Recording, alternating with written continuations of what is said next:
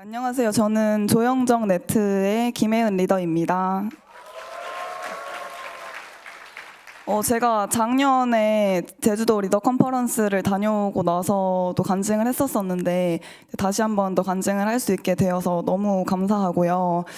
그리고 작년에는 그때 제주도 리더 컨퍼런스 갔다 왔을 때까지만 해도 그 리더라는 말이 너무나 부담스러워서 그때도 예수님의 제자가 되겠다고 결단을 했었거든요. 그랬는데 이렇게 1년 사이에 너무 감사하게 리더로 세워주시고 또 이렇게 새로운 결단들을 하게 해주셔서 정말 너무나 감사합니다. 그래서 이 시간을 통해서 하나님만 영광 받으시기를 간절히 기도드립니다. 네, 저는 역사를 바꾸는 리더라는 주제로 존 에스피노사 목사님께서 강의하셨던 내용을 먼저 말씀드리고 제 간증에 대해서 간단히 말씀드리도록 하겠습니다. 역사를 바꾸는 리더가 주제이고요. 성경을 보면 역사를 바꾸는 리더들이 많이 있어요. 그들의 특징 4가지를 말씀해 주셨습니다. 그래서 역사를 바꾸는 리더의 특징 4가지인데요. 첫 번째는 하나님의 임재 가운데 살아간다는 것입니다.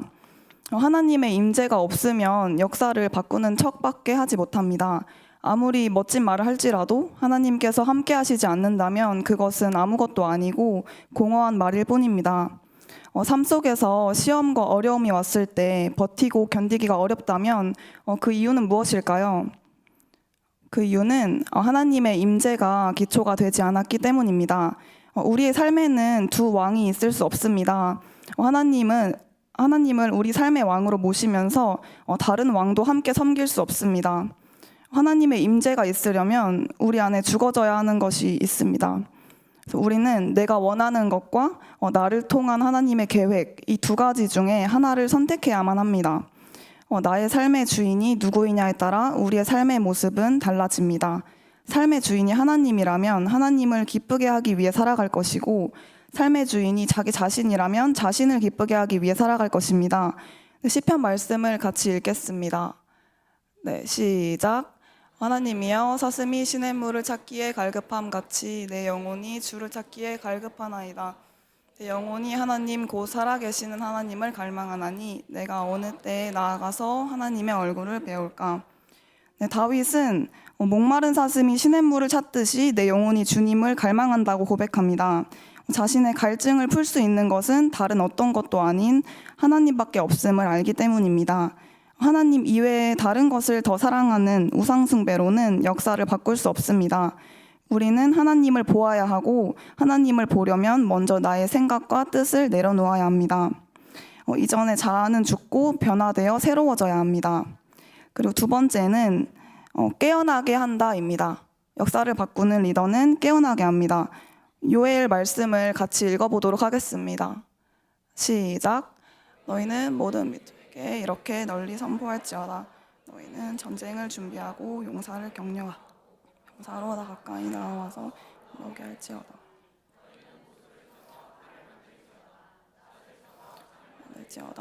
약한 자도 이르기를 나는 강하다. 네, 이 말씀에서 격려하다는 깨우다라는 뜻이 있다고 합니다. 잠들어 있는 용사들을 깨워서 전쟁을 준비하라고 하십니다. 용사는 언제나 나아갈 준비가 되어 있어야 합니다. 그리고 말씀에서는 보습을 쳐서 칼을 만들고 낫을 쳐서 창을 만들라고 하셨는데요. 이때 보습은 쟁기를 의미하고요. 낫은 농사 지을 때 사용하는 도구입니다. 둘 다 농사 지을 때 사용하는 도구이고요. 칼과 창은 전쟁을 할 때 사용하는 도구입니다. 전쟁에 나가야 할 용사들이 칼을 놓고 쟁기를 들고 있다는 것은 자기 자신의 삶을 돌보는 데 걱정이 많은 것입니다. 자신의 미래와 꿈, 자녀 등 자신의 필요만을 생각하는 것입니다. 이렇게 칼을 놓고 잠들어 버린 용사들에게 하나님께서는 보습을 쳐서 칼을 만들라고 하십니다. 보습을 한쪽에 보관하고 칼을 집어들라고 하신 것이 아니라 보습을 쳐서 모양을 바꿔서 다시는 보습을 취하지 말라고 하십니다.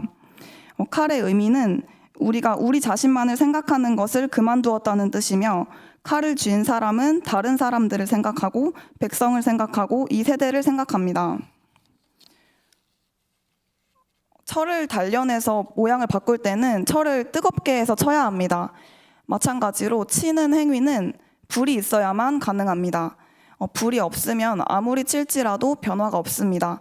결국 우리의 형태와 모양을 바꾸는 것은 하나님의 불인 성령님이라는 것입니다. 그리고 역사를 바꾸는 리더의 특징 세 번째는 복음 전도에 열정이 있다는 것입니다. 요한복음 말씀을 같이 읽어보겠습니다. 시작.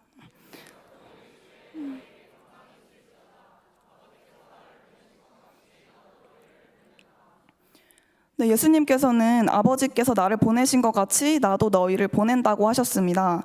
다른 어떤 피조물에게도 주어진 적이 없는 복음을 알고 전할 수 있는 특권을 우리에게 주셨습니다. 이것과 관련해서 목사님께서 하나의 간증을 들려주셨는데요.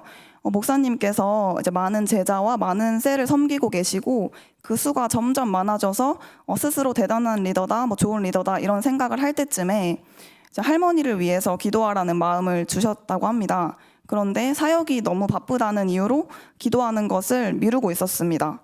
그런데 하나님께서 그 기도하지 못하던 그 시기에 돌아가셨고 가족들은 큰 충격에 빠졌다고 합니다.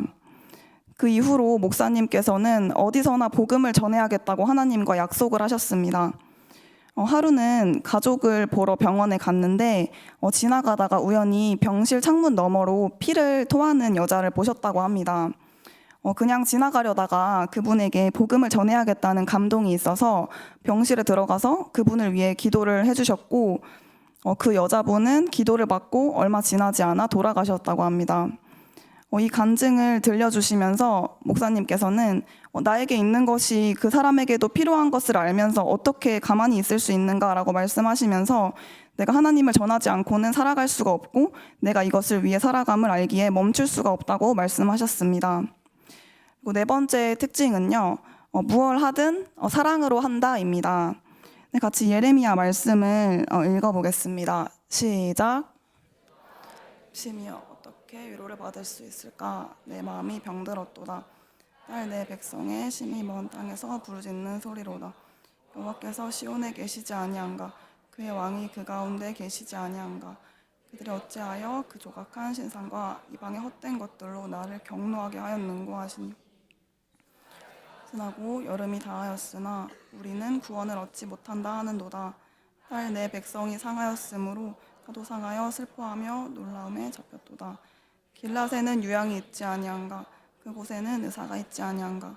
딸 내 백성이 치료를 받지 못함은 어찌 됨인고. 네, 말씀에서는 예레미야가 유다 백성들이 하나님께 지속적으로 불순종한 결과 맞게 될 결과에 대해서 슬퍼하고 안타까워하고 있습니다. 22절에 보면 길르앗에는 유양이 있지 아니한가? 그곳에는 의사가 있지 아니한가? 내 딸 백성이 치료를 받지 못함은 어찌 됨인고라고 나와 있는데 이때 길르앗의 유양은 그 당시에 치료제에 해당하는 것이었습니다. 그러나 길르앗에서는 더 이상 그 유양을 만들 수 있는 나무가 자라지 않게 되어서 치료제가 없어서 사람들이 죽기 시작한 것입니다. 원래 길르앗이라는 장소는 하나님과 만날 수 있는 엔카운터의 장소, 치유 보호의 장소였는데 더 이상 그렇게 되지 못한 것입니다. 그래서 사람들이 절박하게 그곳으로 달려가지만 치유가 없고 회복이 없는 것입니다. 현 시대에도 이 길르앗의 유양과 같이 죽을 사람들을 치료해주는 구원을 가져다주는 리더, 나라를 바꿀 리더들이 필요합니다. 길르앗의 유양이 떨어지게 두어서는 안 됩니다. 역사를 바꾸는 리더는 현재 어떤 대단한 직분을 맡고 있는 사람이 아니라 그 안에 하나님의 마음을 가질 수 있는 사람입니다. 그 사랑으로 행하는 사람입니다. 네, 이제 제 간증을 들려드리도록 하겠습니다. 제가 제주도 리더 컨퍼런스를 가기 전에 저는 보고타 컨퍼런스에 다녀왔었고 그곳에서 제가 번성의 우물을 파겠다는 결단과 함께 열정을 회복하고 돌아왔습니다. 하나님을 향한 사랑이 커지면서 열정이 생겼고 이것을 잘 흘려보내고 싶다는 생각을 하였습니다. 큐티에서도 설교 말씀에서도 하나님 나라를 전파하고 전도하는 것에 대해서 계속 깨달음을 주셔서 정말 더 열정적으로 하나님을 전하는 사람이 되고 싶다는 생각을 하였습니다. 하지만 막상 실천을 하는 데 있어서 마음에 두려움이 좀 있었던 것 같습니다. 어떻게 하면 셀을 더 사랑하고 함께 하나님을 더 깊이 알아갈 수 있을까? 어떻게 하면 내 주변 사람들에게 담대하게 하나님을 전할 수 있을까 등의 고민들이 있었습니다. 제가 받은 큰 은혜를 이 기쁨을 같이 누리고 싶은데 생각보다 그 은혜가 잘 전달되지 않을 것 같을 때는 실망스럽기도 했습니다.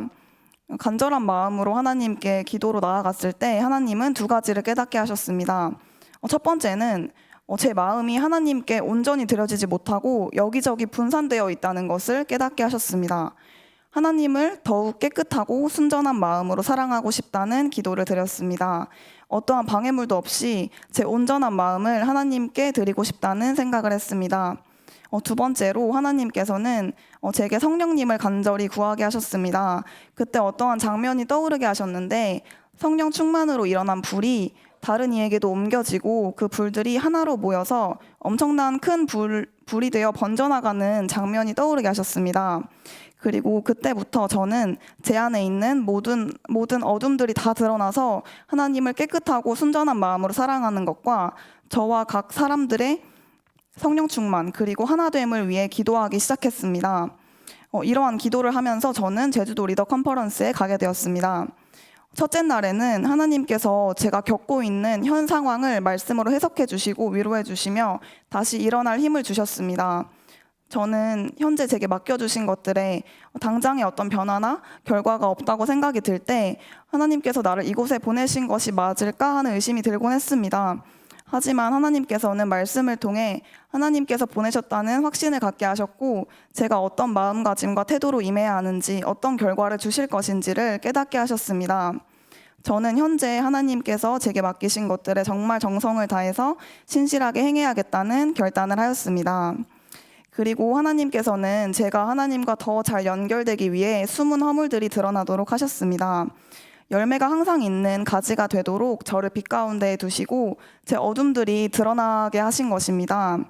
시편 말씀 중에 자기 허물을 능히 깨달을 자 누구리요 나를 숨은 허물에서 벗어나게 하소서 이 말씀처럼 제 허물들이 어둠들이 다 드러나서 하나님과의 관계를 가로막지 못하도록 간절히 기도했습니다. 그러자 하나님께서는 컨퍼런스 기간 내내 제 허물들을 깨닫게 하셨습니다.